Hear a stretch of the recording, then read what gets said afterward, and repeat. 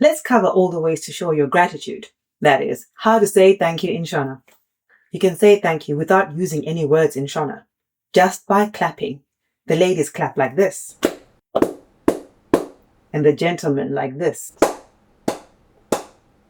And context will let people know you're saying thank you.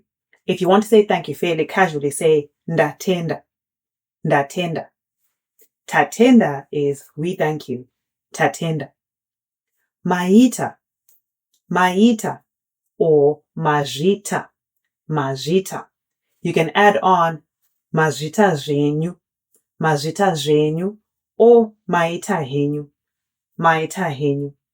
All mean thank you. Ndinotenda. Ndinotenda. Or tinotenda. Tinotenda for we thank. My favorite, maita basa. Maita basa. Some dialects will say ndinovonga. Ndinovonga.